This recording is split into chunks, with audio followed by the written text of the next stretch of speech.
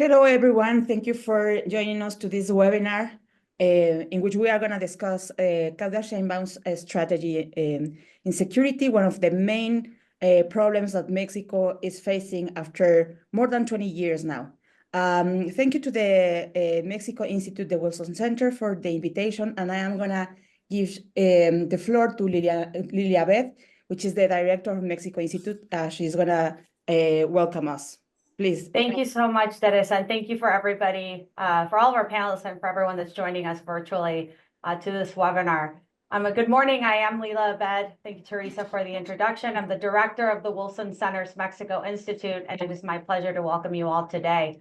Like Teresa mentioned, in June, Mexico elected its first female president, Claudia Sheinbaum, with an overwhelming majority of the popular vote.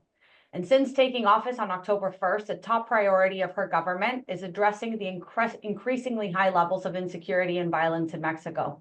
According to Mexico's National Institute of Geography and Statistics, an estimated 60% of Mexican citizens older than 18 years old believe that they live in an unsafe city.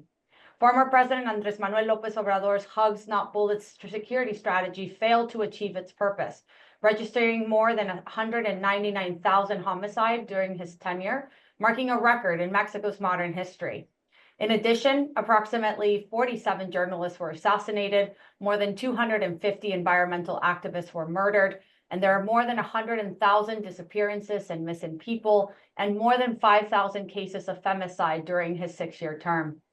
To combat violence and organized crime, President Sheinbaum's security strategy comprises 4 fundamental pillars: addressing the root causes of violence, consolidating the National Guard under the Ministry of Defense, or like we said, now only called Defense, strengthening intelligence and investigation capabilities, and establishing better coordination among security agencies at all levels of government. Sheinbaum's strategy does include elements from her predecessor's security plan, particularly on combating violence through the implementation of social programs, and in her pledge to continue consolidating the National Guard under defense. Yet Sheinbaum's strategy also marks a clear deviation from AMLO's. Her Security Secretary, Omar Garcia Harfuch, announced the creation of a national intelligence system that seeks to strengthen intelligence capabilities and establish better coordination at all levels of government to combat organized crime in the country's 6 most violent states. This week, Mexico's Congress, as they're debating it currently, is hoping to give the Secretariat for Citizen Security enhanced powers. The institution that Garcia Harfuch leads will now be able to conduct its own investigations and open cases against high-impact crimes, giving it capabilities equal to those of Mexico's Attorney General's office, the Marines, and the National Guard. The challenge ahead, nonetheless, will be to successfully coordinate the federal government's intelligence units while working with state authorities. This will nonetheless be a difficult task, given that the military has traditionally been opposed to exchanging information with its civilian counterparts. Sheinbaum's security strategy opens potential avenues to strengthen U.S.-Mexico security cooperation at a time when bilateral security cooperation is at an all-time low. Sheinbaum's government and the incoming Trump administration should work together on reestablishing mutual trust and coordinated actions on shared security interests as well as mutual challenges. Both nations have grappled with illicit arms and drug trafficking, illicit finance, combating transnational criminal organizations, and other security issues for many years. Mexico seeks to halt, for example, the arms flow from U.S. to Mexico. According to Mexico's Ministry of Foreign Relations, around 70 to 90% of traced firearms in Mexico originated from and passed through the United States. And for the United States, it wants secure borders and effective drug policies, particularly stemming the entry of synthetic opioids like fentanyl and other precursor chemicals that have caused a public health crisis, with more than 100,000 deaths due to overdose last year. And while each nation has its specific priorities and interests, bilateral security cooperation must be strengthened going forward. How the 2 new governments engage in security priorities will be key to ensuring the prosperity and safety of both nations. These are some of the issues that our group of experts will discuss today. Before I turn it over again to our moderator, I would like to go over a few housekeeping items. We have simultaneous translation available for our viewers. On the bottom right-hand corner of your screen, you should see an image of a globe. If you click on the globe, you can choose the language of your preference. Towards the end of the conversation, we will take questions from our audience. If you would like to submit a question to one of our panelists or to all of our panelists, please send them to our X account at Mexico Institute, or you can simply send your questions on the chat box of this Zoom session. Finally, I would like to thank again our incredible group of experts for joining us today to speak about Claudia Sheinbaum's security strategy and the future of U.S.-Mexico security cooperation. And with that, I turn it back to you, Teresa. Thank you again to everyone for being here, and I look forward to hearing your insights and your knowledge on these issues. Thank you, Lila, and thank you again for the invitation. It's really a pleasure to share the floor with these extraordinary colleagues. As you said, all are experts on this topic. And of course, we are going to analyze not only the strategy presented, but also some of the perspectives of the future of our country, but also the relation with the United States. So I think someone is going to present the panelists, if I'm okay. Yes, I can go ahead and do a brief bio. I do want to make sure that everybody knows that their full bios are on the Mexico Institute's website. But for the purpose of today's webinar, I will simply present them very quickly. We have Doria Velez. She's from el Observatorio Nacional Ciudadano de México.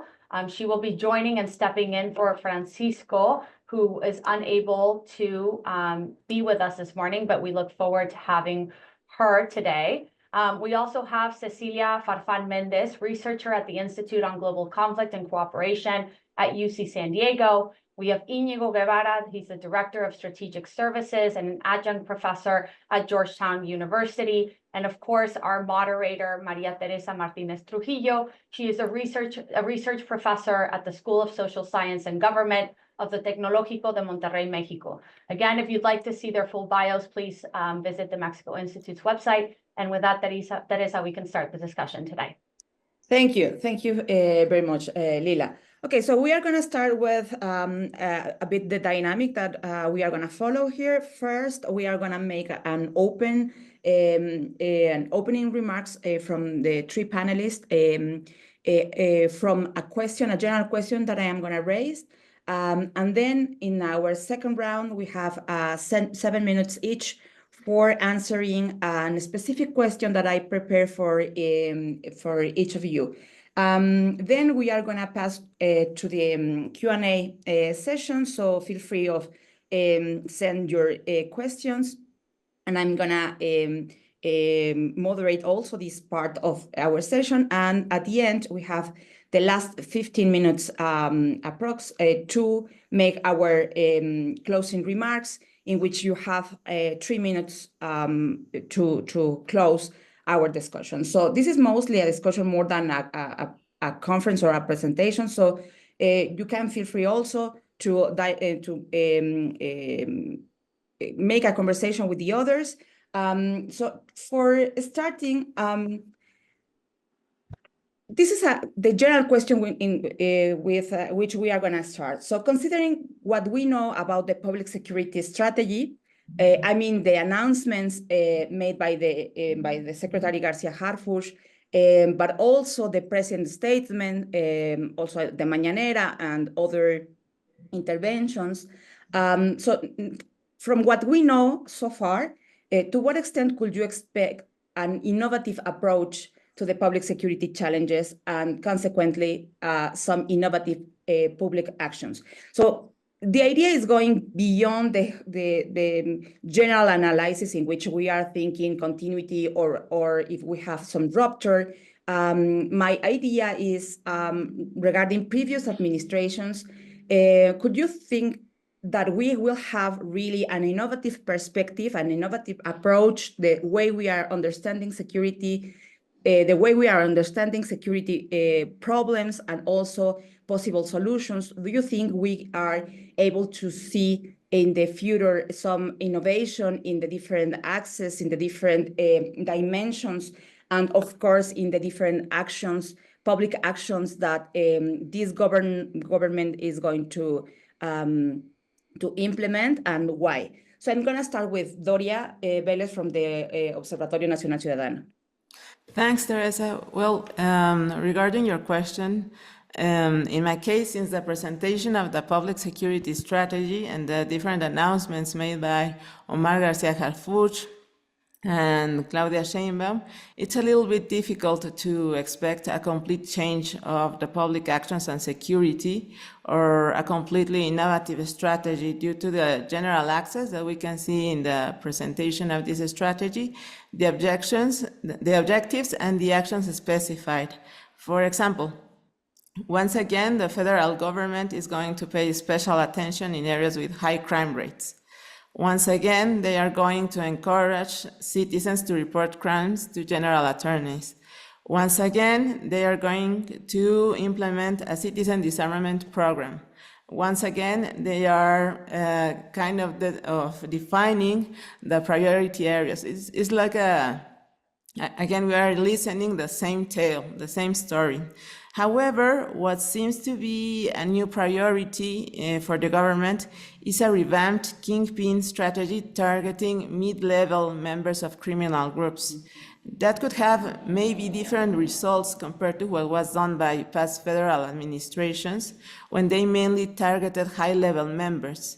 For example, that happened during the administration of Calderón, during the administration of Peña Nieto, and that action in this strategy seems to be a little bit innovative. Apparently, also another innovative proposed action has to do with the new powers of the Secretariat of Security and Citizen Protection in terms of intelligence and coordination.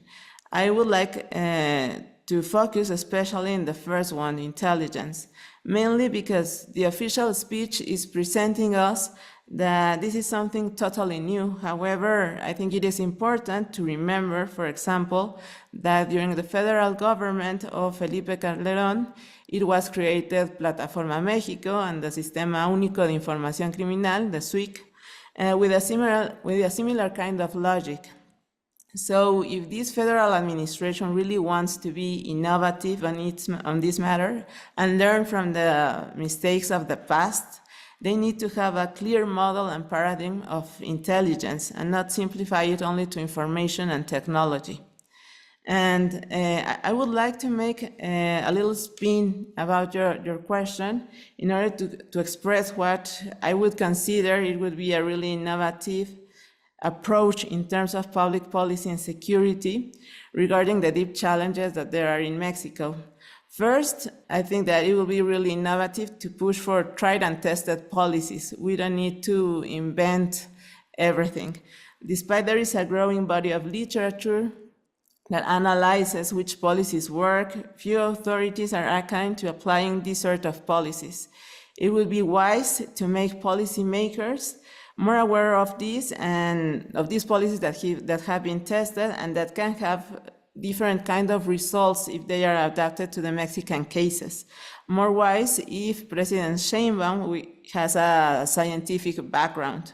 No, I think that would be really innovative. Also, if she promotes political policies based on evidence, no, I think that would be really different from what has been made in the past. Also, I think that another innovative thing that it will be nice to see is assuming that social policies can complement security ones. In order to make them work, we need to improve their design and scope, and therefore we need to accept that we have made several mistakes regarding the design of social programs. Reaching high-risk individuals can be very difficult, especially to achieve that those kind of programs if they are not targeted to them or to the communities where they are more exposed to being recruited by criminals. For example, if those programs are not well designed in order to attend the kind of boys, girls, and teenagers that are recruited from criminal groups. Gathering evidence for evaluation regarding these programs is critical. I think that is something we haven't seen in the past. No?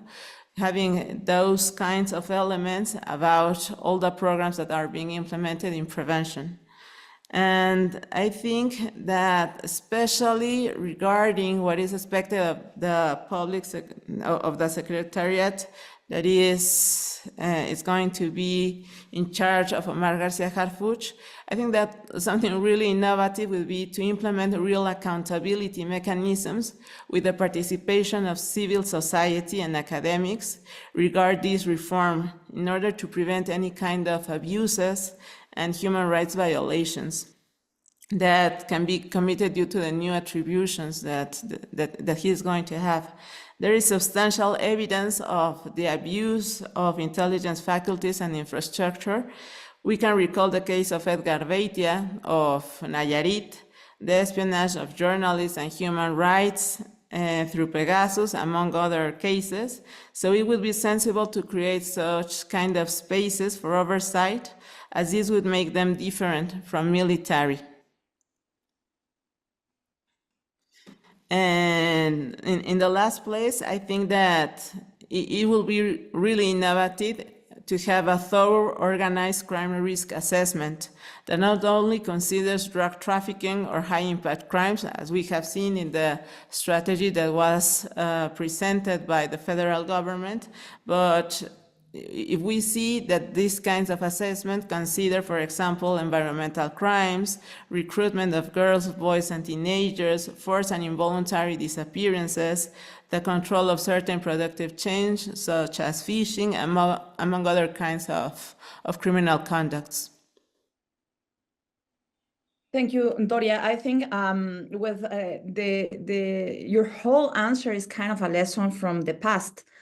So probably the first innovative action could be pay attention on the past, on the measures already taken, the lessons, as you said, the lessons from our own mistakes. And sometimes we feel that they are all trying to invent for the first time the silver bullet to solve this really complex problem. And it's interesting how you are trying to put together the different axes, but not the classical axis of the security strategy, right? Like what they call always the pillars of a strategy, but are much more than different 3 or 4 different axes are the dimensions of this really complex problem that are always entangled. And that made really difficult the intervention, right? So it's also important to somehow pay attention on the idea of intelligence as the most important innovation of this strategy. And I think we are going to discuss in the second round a bit more about intelligence and about cooperation, which are probably the 2 champions that they are presenting as the most important pillars of the strategy. So thank you very much, Doria. Now, Inigo, the same question: do we have room for innovation, and to what extent, or in what kind of access? Thank you, Tere. What we really should expect during the first 100 days of the Sheinbaum administrations is not really a strategy per se, but the planning of a strategy. So the document that was published in October, apparently put together August, September, details that these first 100 days will be for what we could call the usual realignment of government forces, the rebalancing of power, adjustment of mechanisms as well, so that there could be effective coordination and an eventual execution of the strategy.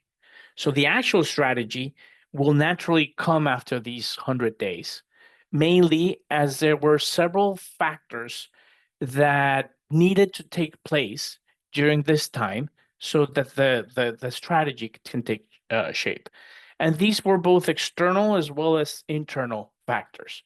Now, unlike previous administrations, at this point, really, I think that the most important external factor was definitely the US election, right? So nothing could really take final shape until there was clarity on who was going to sit in the Oval Office. Now, we're now in the next stage after the Republican win. And what we're seeing here is now the different appointments to run the different U.S. defense, intelligence, and security agencies and departments. And this is really important because who runs these departments is also going to be significant so that the strategy can somehow align to that. It's not going to dictate, obviously, Mexico's strategy, but Mexico does need to take that into account. Now, we also need to take a step back and know from previous Trump administrations that what we're seeing now is pretty much the cast of the pilot episode of what's going to be the next 4 seasons of Trump in America. Right? So the people that are going to be appointed now may not be there in 6 months or in a year. So that's also something that Mexican planners need to take into effect. And then we've got internal factors taking place in Mexico. And these are changes both at the government level, federal, state, and in some cases, municipal level. We can see that document goes down to the municipal level and identifies the top 10 municipalities that need to be the focus of the first wave of the strategy. And we also have the non-government shifts. And by non-government shifts, I don't really mean NGOs. I mean the shift in the Mexican organized crime groups that are also taking place. So just as the government is realigning to adhere to the new administration, organized crime is also realigning, and they've had changes in leadership, and that's what we're seeing right now. So I do see really a methodical and well thought approach into how these first 100 days need to be a period for the different Mexican agencies and departments to understand each other and find working spaces. We're going to see, obviously, that clearly the large factor here is going to be the definition between forces that are going to be used for territorial control, such as the National Guard, which is now returning to Defensa, as Sedena wishes to be called now. We're going to see the reorganization of Marina as well, which has proven to be a very reliable force multiplier, but that will need to refocus on the maritime domain. And then we also now, with the return of the National Guard to Defensa, we see that what was left of the federal police begins to regroup under Seguridad, under the Citizen Security Secretariat, and we will likely see the reemergence of a national police force in some way or form. And that will likely have a very different focus from the previous federal police in terms of trying to ignore that need to have territorial control troops and just really focus to be small, agile, capable, and really an intelligence and technology-driven force. And that's where we're likely to see most of the innovation. As Doria mentioned, this recreation, and as you mentioned, Tere, as well, the not trying to reinvent the wheel every time is important. That's where they can innovate. And I really like the idea of this alternative security cabinet, which will include other agencies that are more of the soft power ones within the Mexican security apparatus. And again, the innovative approach here, which seems to be an idea from the Garcia Luna days, which is to have some sort of control over the appointment of state-level security secretaries. Good luck with that. Thank you, Inigo. You are raising like first the external factor that you mentioned is one of the biggest omissions when they presented the strategy, or what you said, this idea, this planning of the strategy, much more than the strategy itself. And of course, we are gonna devote some minutes lately to discuss in more detail in the cooperation with the United States. But of course, it's also interesting how they are somehow avoiding to talk about this topic, at least until they had the results of the U.S. election, which is also a strategic omission, I think. But also regarding the internal factors, it seems that innovation is not only for the government, but also for criminal organizations, and they have been giving us lessons of innovation, their capacity for the adaptation, not only in the market change, but also with different policies that different administrations, local or federal administrations have tried already over more than 20 years. I was just saying, like, we have this obsession in public security for a while. So it's interesting how probably the biggest lesson here is not to expect too much in the first 100 days, right? It's like if they are able to put together really a strategy and somehow collect the amount of the diagnoses that are here and there, and be able to really think on a plan that has also this political dimension, not only because of the complexity of the federalism in Mexico, but also the level of trust or distrust that they have among the different officials. So it's not kind of an easy challenge to ask for results in the first 28 days or 100 days, right? So probably a good lesson for us as public opinion is not to expect too much in the first 100 years. Sorry, days and years.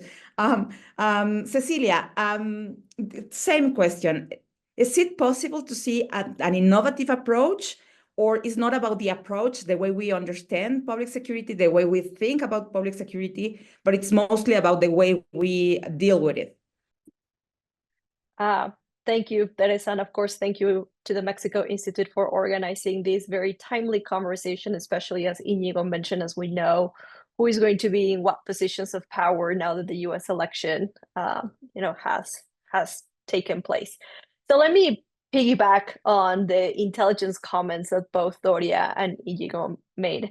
I agree with them that this is not, the government currently is, as you said, championing intelligence and coordination, right, as the two sort of cornerstones or pillars of what they want to do.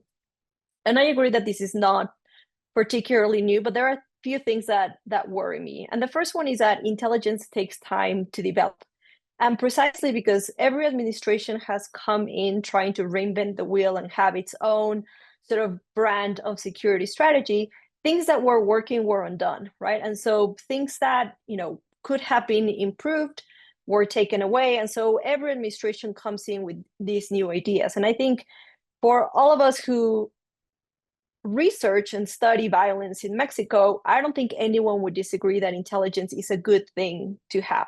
So, but my concern and the innovation seeing more from the, not positive side, my concern is that the innovation of this government is going to come from the lack of accountability and oversight that this increased or enhanced intelligence could potentially have. And this is because we are seeing, in general, the Morena governments move towards increased opacity, right? These are governments that do not like to explain how they work, why they do the things they do. And right now, we're also looking at the potential disappearance of the Instituto Nacional de Acceso a la Información, essentially Mexico's transparency agency that has been instrumental for journalists and researchers and civil society to be able to hold the government accountable and understand how is it that the government goes about its day-to-day. So my concern is, again, it takes time to develop this intelligence, but are we going to have accountability and oversight on this intelligence? And I worry too, because, and let me share some data with you. We have a binational team of researchers, and we have been surveying Mexican citizens on their perceptions about the quality of Mexican democracy. And what we found, and these results that I'm going to share with you are from the last round that we did, which was right before the elections in Mexico. And so about 74% of Mexicans approves of Morena's performance. So 74%, and this is not López Obrador, who had higher rates of satisfaction. This was specifically about Morena's work. And so overall, most of Mexican citizens are content, with the performance of the government. Some of them are highly satisfied, but we have a majority of people who see Morena as doing a good job. Now, in the last 12 months, 93% of people had not participated in a public demonstration. And this is very significant, right? Considering the security situation in Mexico, right? Considering, for instance, the number of people who are missing, or any other, you name it. You tell me something that is not going great in the country. Interestingly, though, people are not out there demonstrating.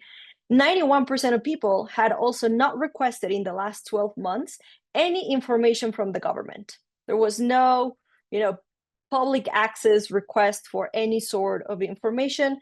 And more worryingly, 60% of Mexicans believe that the media is biased against the federal government, right? So 60% think that the media is not doing, its job objectively when it comes to covering the federal government, which tells you that, of course, these morning pressers have been very effective in sending a message of the work that the government is doing.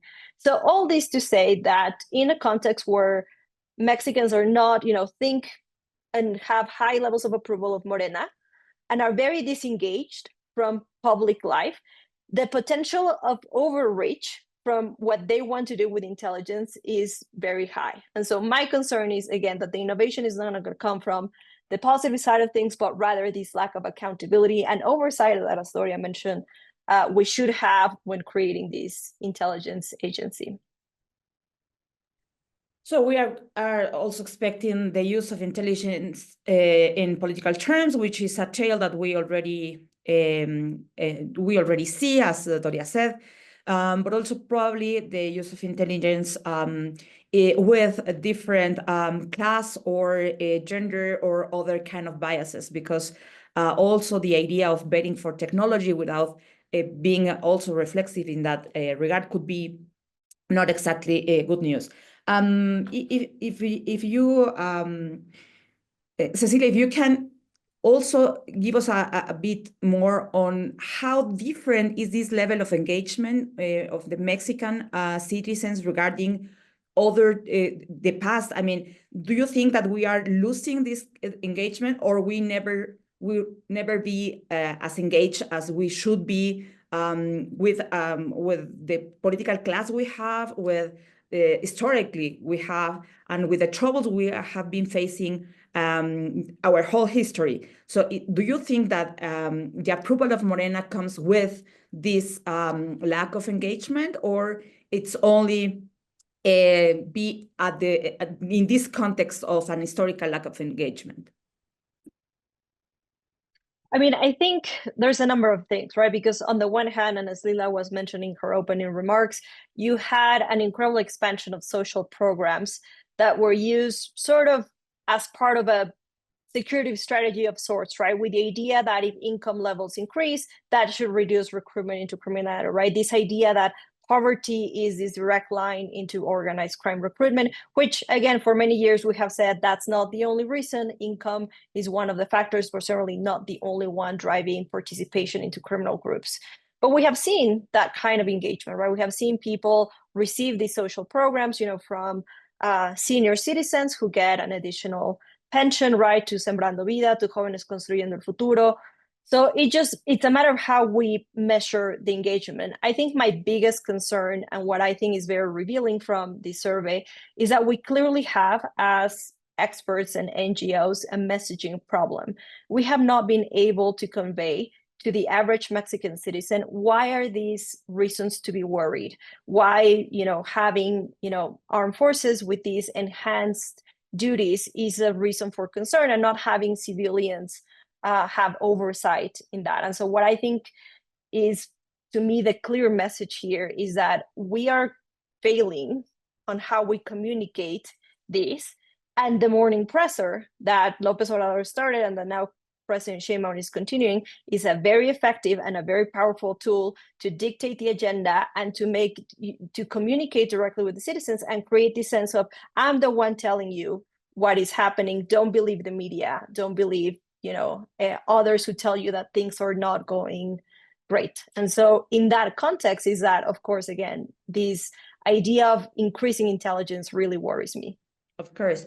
So it's also a lesson for us as a specialist, right? Like we have also to learn how to convey these kind of messages, and we have also an innovation to make in this regard. For our second round, I prepared specific question for each of you, but of course they are related. So the idea is to make like a biggest picture for our audience. So I'm going to start with Íñigo, and also building on your specialty and your expertise. I would like to ask you, knowing that one of the most critical challenges is the armed forces' role and which one they should play, no, the one they are been playing and the one they should play. And considering the increasing participation of the military in public security issues, but also the increasing participation of the military in so many different agendas, and not only regarding public security, could you share your perspective on three specific topics and related topics? Militarization, what we call militarization, and the government denies that this is militarization. Especially the role of the National Guard and the new role of the National Guard now that it's officially part of Defensa, and also the possible scenarios for military cooperation with the United States. So Íñigo, please, you have 7 minutes. All right, thank you, Tere.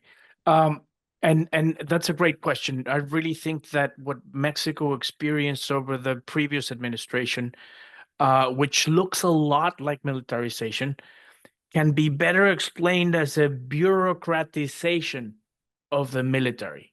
Mm-hmm. So we saw a dramatic expansion of the military's roles and missions that went beyond what would say non-traditional defense, but it feels kind of weird to keep calling it non-traditional in Mexico after decades and decades of the military doing internal security roles. So I would say they're going beyond the traditional now public security support ecosystem towards this very broad dimension, which is focused in economic development. And that mandate is dangerously treading on pharaonic nation-building projects. The Mexican armed forces need to stay away from these. I've unfortunately seen a change in mindset with some military officers that are trying to defend their position, saying, oh, we're not actually the builders, we're just the administrators of these projects, and we give out contracts. That is not what a military should do at all. Why? Because it will inevitably lead to corruption. And corruption will be a cancer that weakens, eventually kills any organism it touches. So with that in mind, coming back to your point about the National Guard, it's actually returning to Defensa, right? Although it never really left. It only left on paper. I think it was quite a fallacy to think, as I kept reading the descriptions of what the National Guard was supposed to be, a civilian corps with military training. That is not a civilian corps. Right? That is not a civilian national police force if anyone has military training. Military officers in Mexico, after they retire, do not become civilians. They become military officers in a situation of retirement. That's pretty much, but they are still under some pretty strict guidelines emanating from Defensa. So we need to understand the National Guard is currently manned by Army officers and NCOs.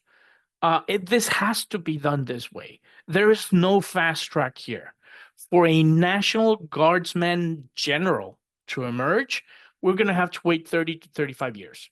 So there's going to be a transformation. What can happen is a transformation of Army officers into more a National Guardsman mindset. So we can't really rush that. The National Guard is a military force with police support functions. These functions shouldn't be social and cultural proximity. They are hard power forces that provide states, and that should provide state and municipal police forces with logistics, strategic intelligence, and firepower. This is a hammer, right? So by providing this should allow state and municipal forces to concentrate on citizen policing activities.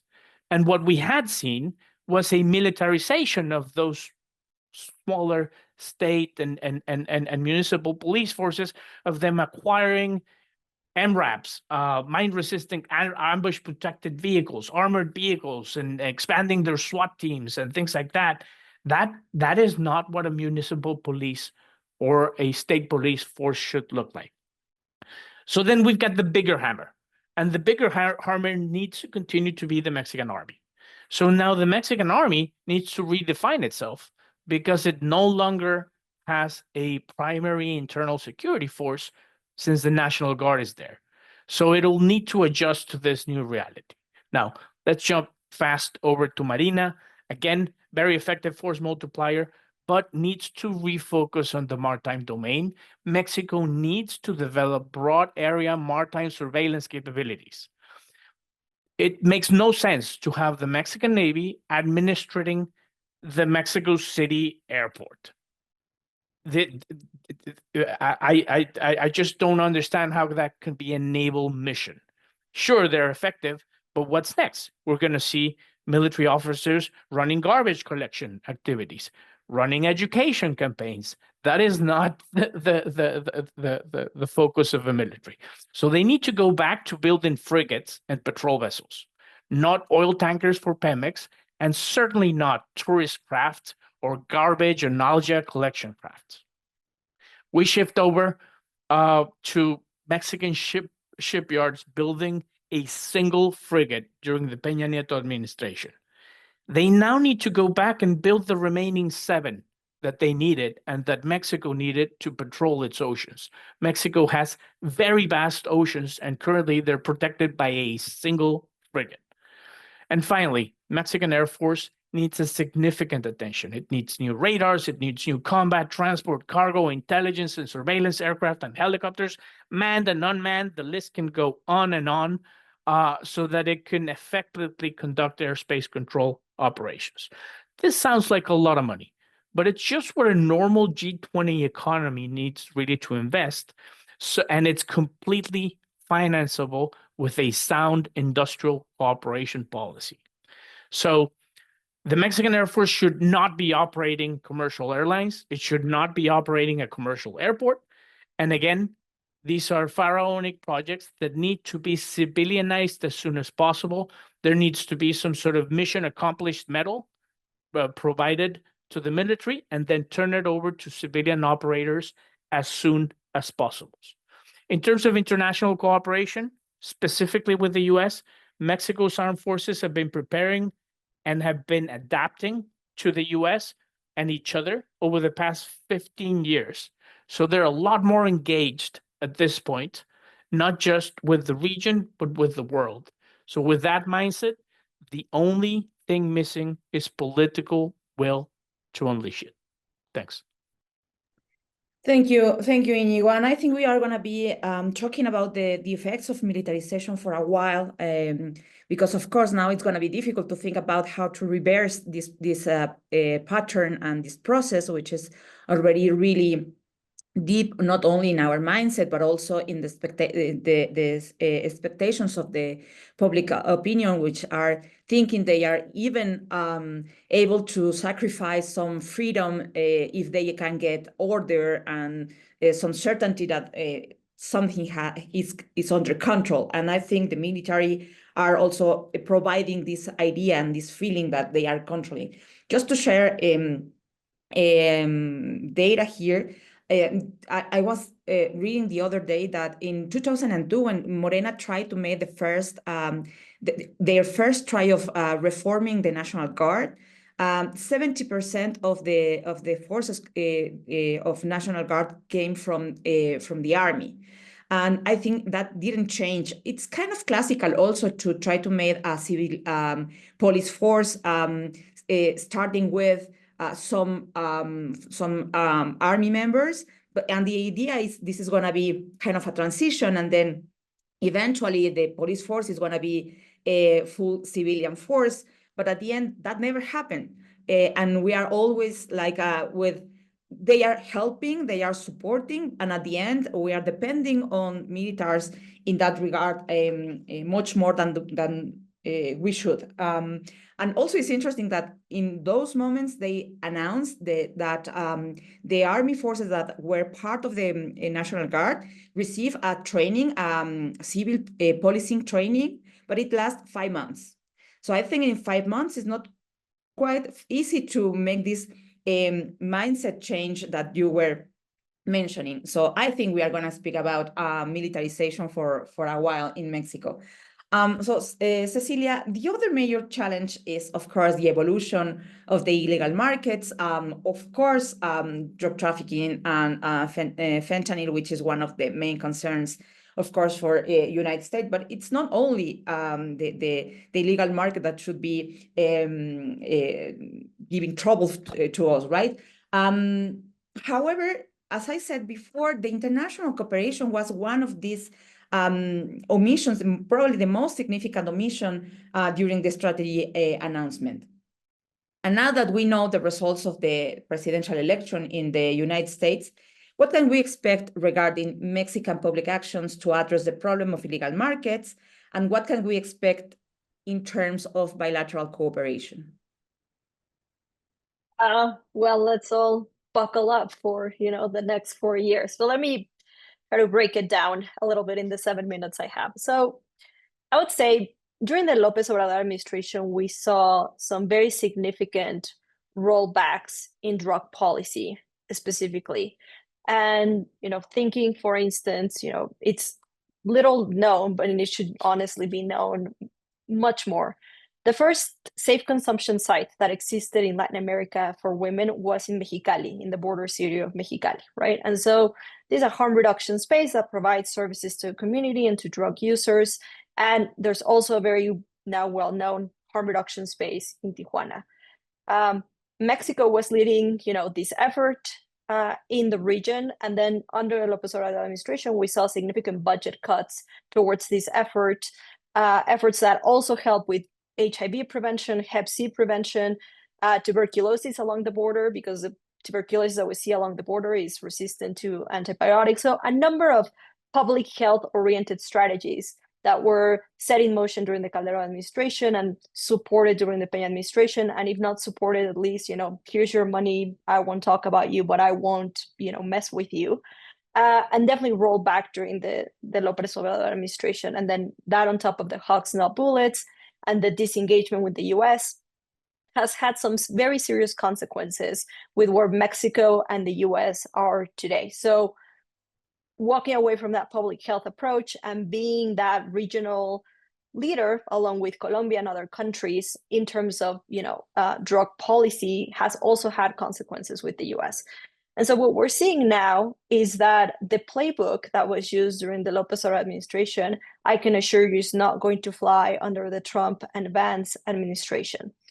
And this is why, again, very quickly, if we look, for instance, at the results, one of the big things that Trump and Vance campaigned on was the border crisis, what they call a border crisis, and the open border and illegal aliens coming in, massive numbers into the United States. Now, I live along the US-Mexico border. And I invite anyone who wants to, stand in line with me for 3 hours with proper documentation to let me know after that experience whether or not this is an open border. But that aside, it was very effective. It was very effective to manufacture this idea of we have a border crisis.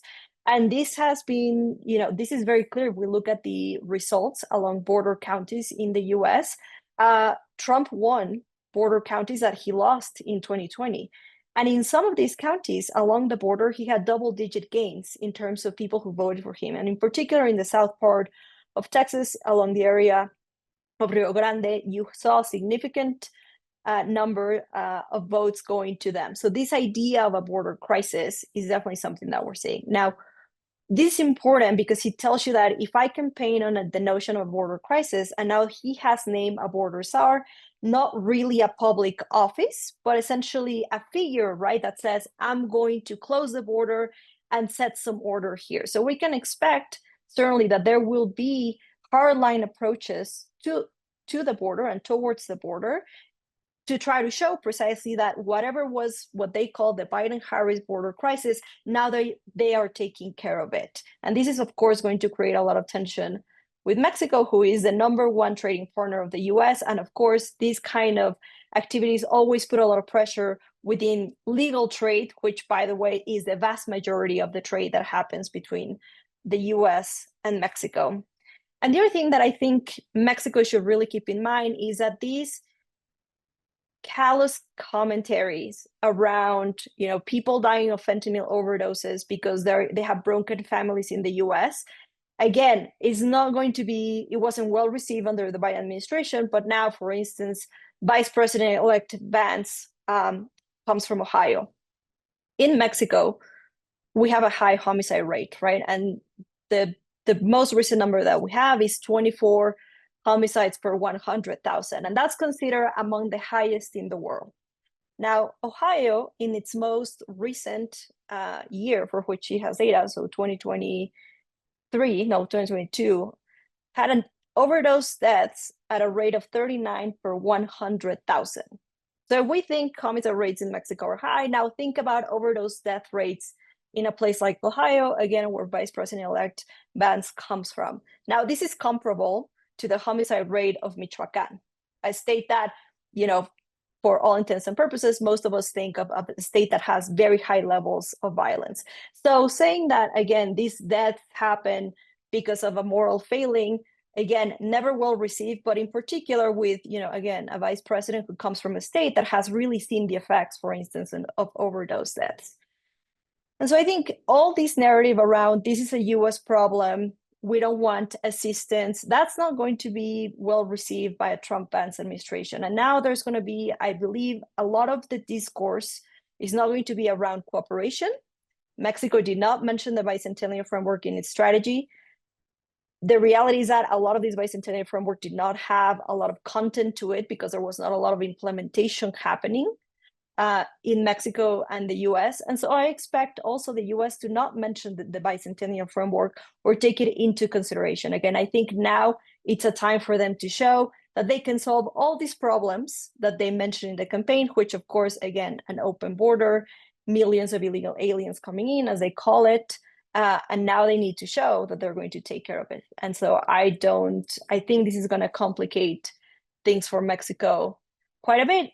And, again, they need a different type of engagement and a different type of discourse as well with the US if we're to see anything productive come out in the next 4 years.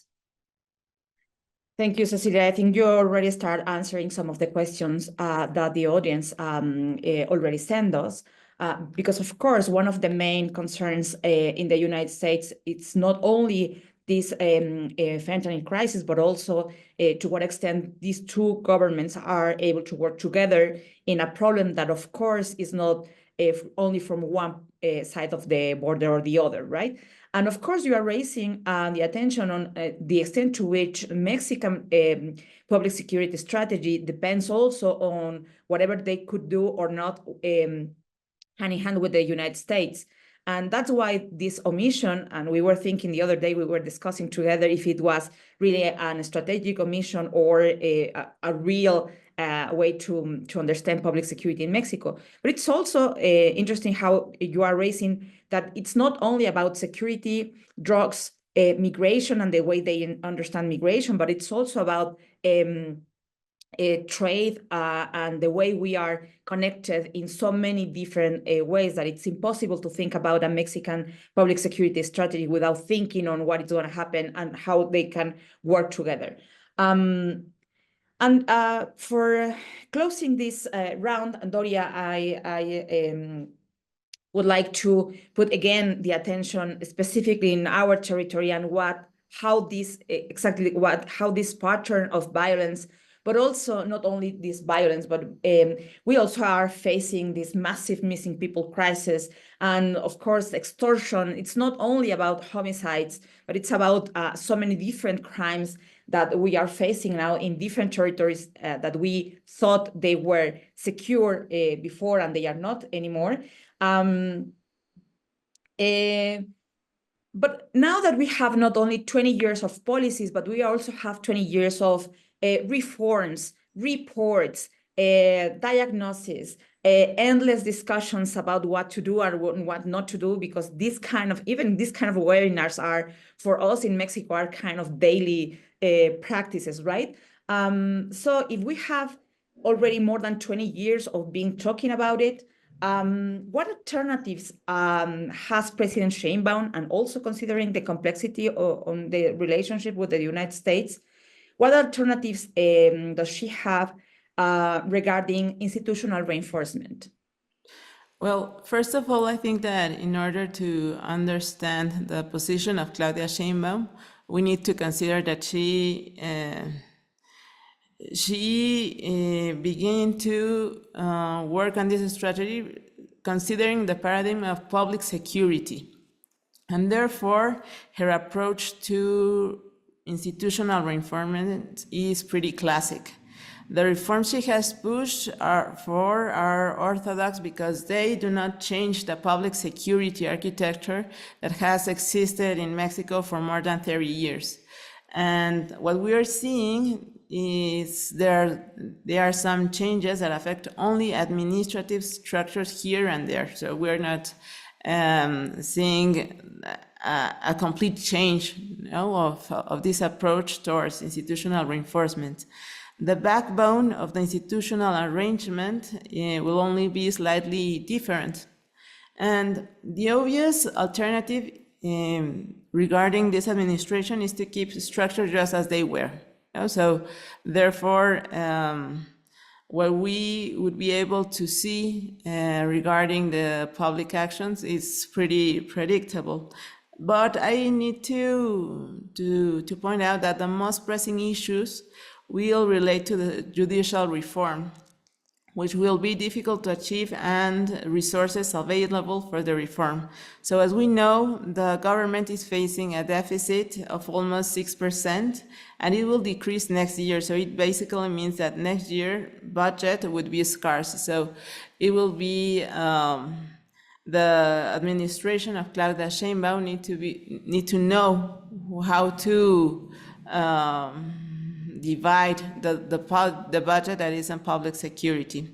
Other alternatives, I think that maybe the alternatives that Claudia Sheinbaum has should begin with identifying which are the most needed reinforcements. For example, forensics and coroner's officers are still lagging.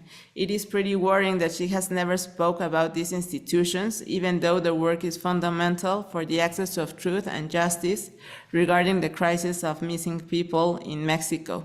Therefore, one of the public actions she can push on this matter is the relaunching of the Extraordinary Forensic Identification Mechanism, the MAIF, taking into consideration the observations, evaluation, and experiences of the families of the missing people, because during the last administration, yes, it was implemented, this mechanism, but it was also, they stopped all of the things that were made by them.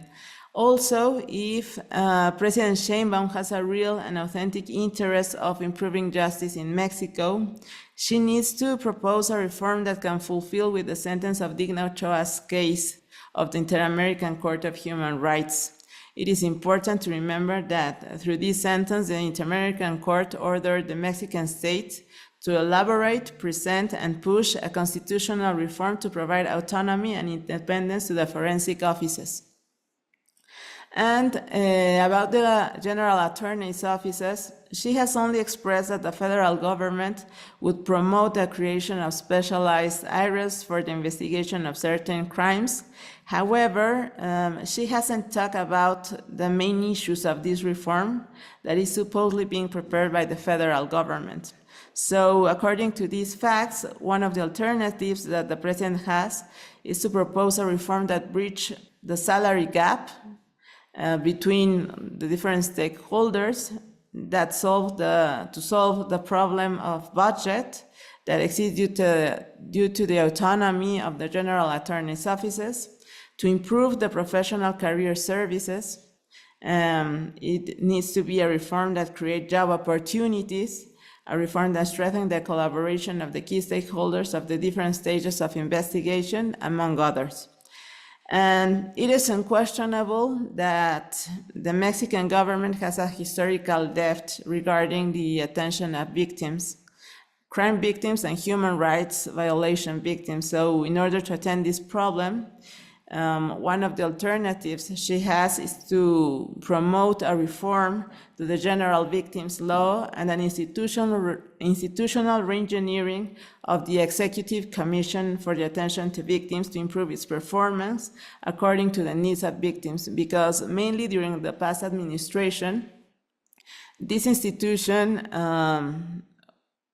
lost everything that institution made for the victims. For example, there were no protocols in order to attend their needs. There were no capacitation for the employees. So there are some of the things that she needs to do. And although there are more than, I think regarding what you said about the missing people, I think that something that is pretty worrying is that although there are more than 117,000 disappeared and missing persons, the public security strategy does not have any kind of public policy or action regarding this national crisis.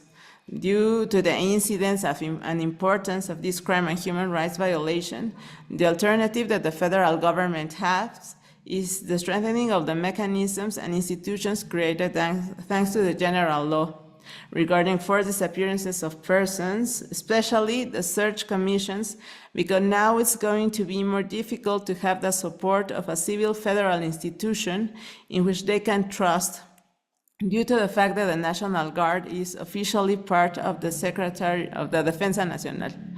In the case of extortion and racketeering, I think that as we listened during the past administration, they are going to try to create a new kind of coordination, just as CONACE.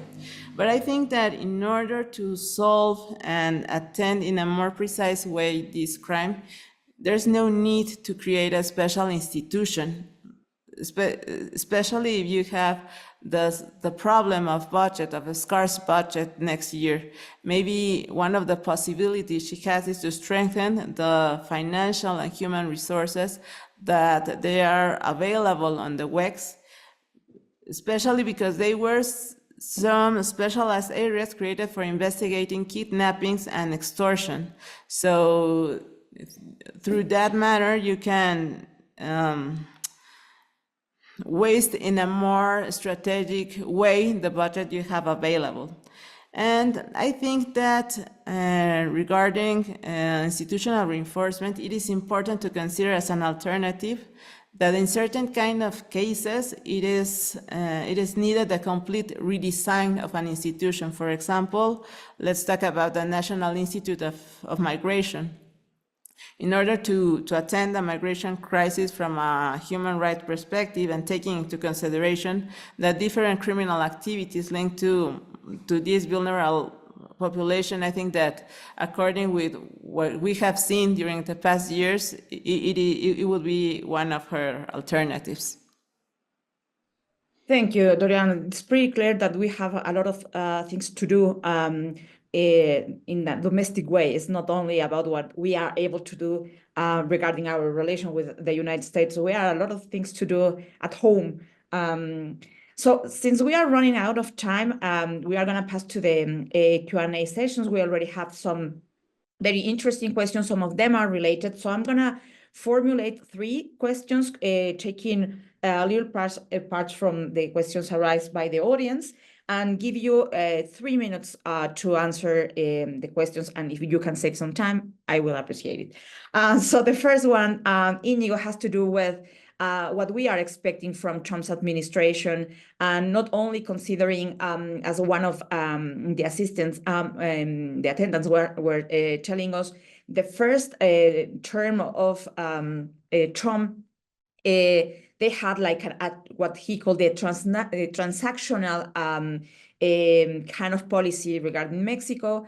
And he's asking how are the advantages and disadvantages of having this kind of transactional relationship. But of course, they are all worried about how those declarations on how they are not going to tolerate whatever Mexico is doing in regarding public security. So what can we expect from Trump's administration regarding Mexico public security strategy or public actions after what we know now from the nominations, but also from their declarations?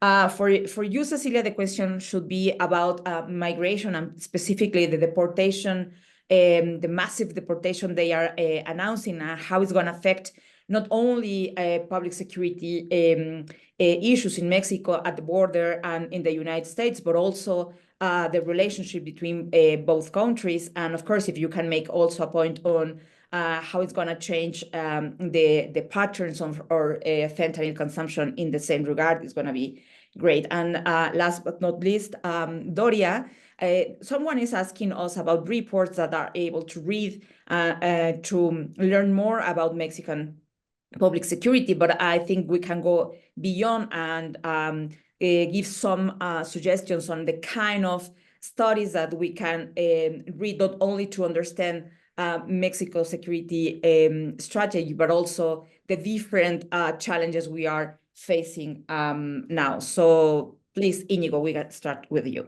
Thank you, Tere. So that's a great question, actually. And I'd say that really both militaries have managed to keep their relationship in a level alive, slightly above life support, when dealing with Trump and AMLO. Let's not excuse political figures on either side. So while the visibility of that mill-to-mill relationship has reduced, they've managed pretty much beyond what would be the polarization of political forces. This has really helped them kind of like pushed further together, so that they continue to understand each other and work very close together. So I can see 2 scenarios really with the threats coming out of the soon-to-be new White House. One in which the U.S. military provides strategic intelligence, logistics, and maybe even some material support, so that there's a lot more visible actions by Mexican forces on the Mexican side of the border. And probably the most extreme scenario would be U.S. and Mexican forces conducting joint operations, but always having Mexican forces as taking the lead. That would be atypical for the U.S. military, when the U.S. military usually conducts binational operations. They usually take the lead, but it would be necessary to maintain that balance in that relationship. I currently don't see an appetite for unilateral operations inside Mexico by the U.S. military at all. Thank you, Inigo. Cecilia, please.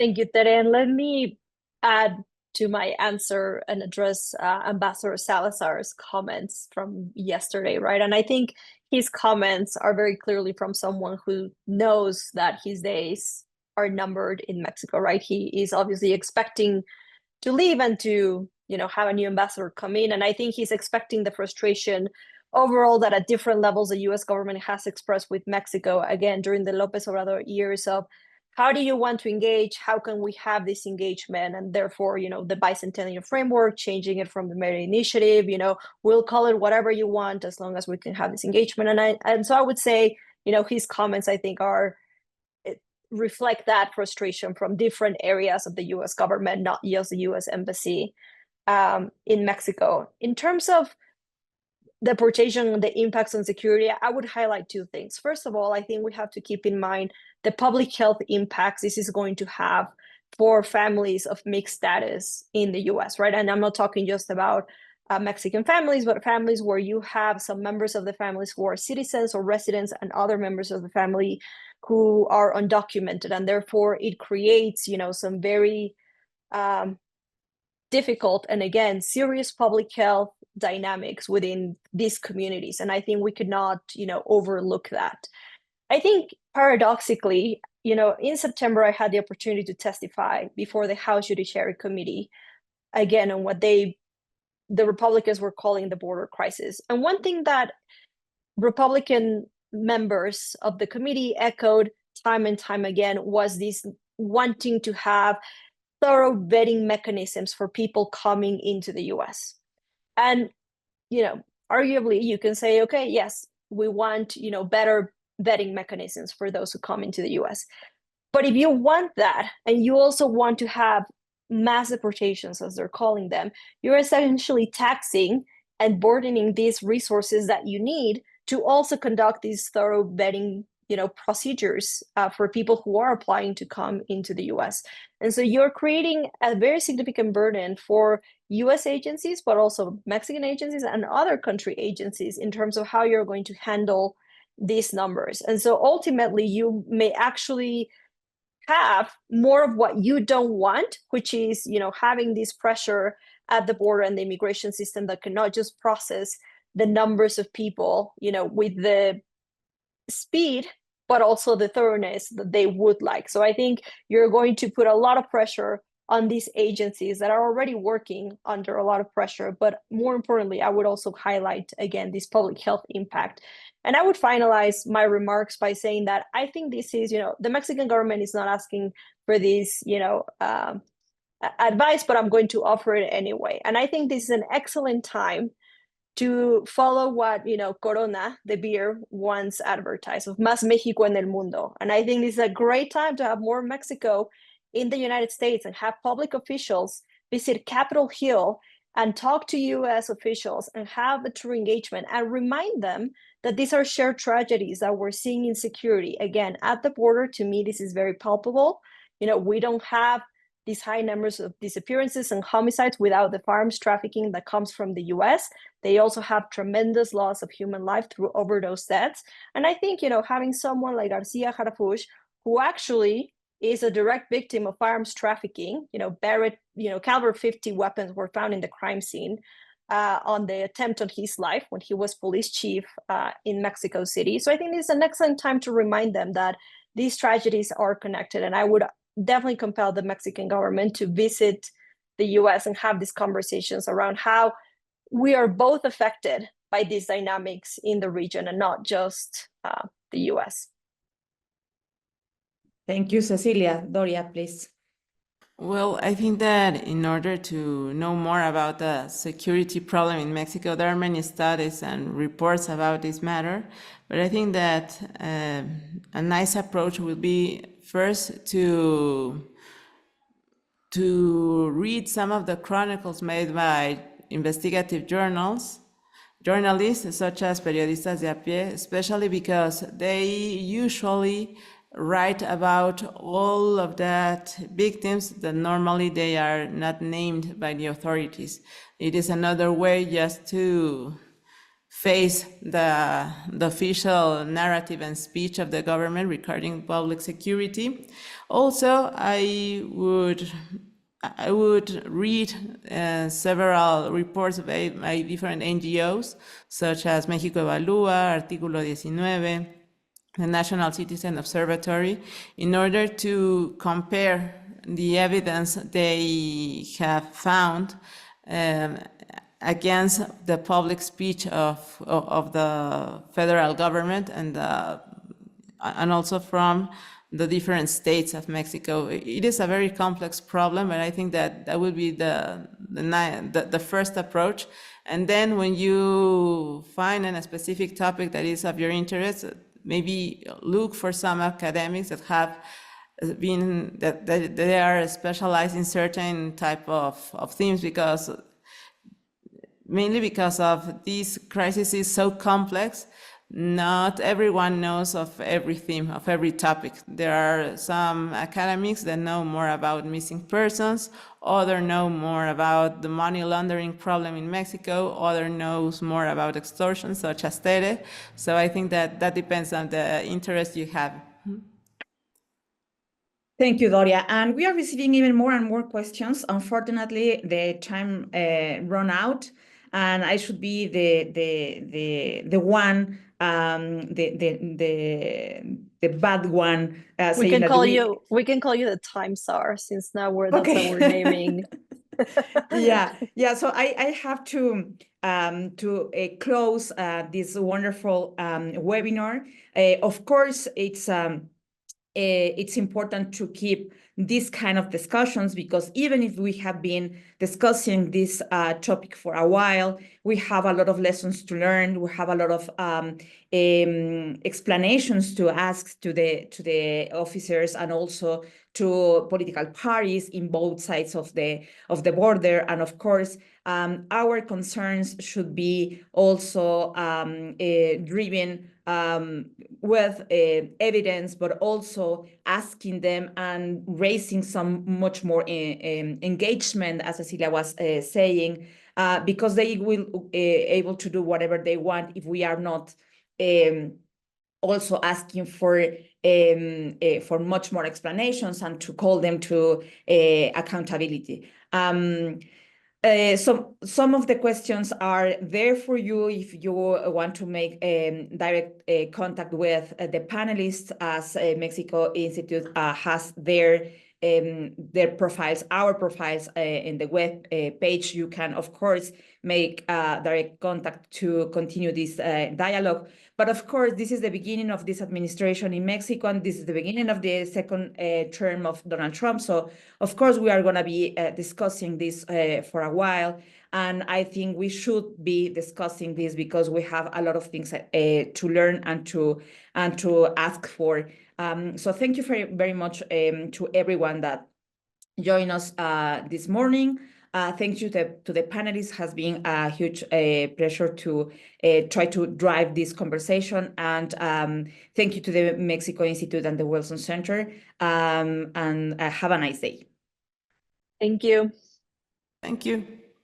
This video was produced by the Woodrow Wilson International Center for Scholars. If you'd like to see more, please like, comment, and subscribe to our channel. There you'll find in-depth discussions and research on important global issues and topics. And thanks for watching.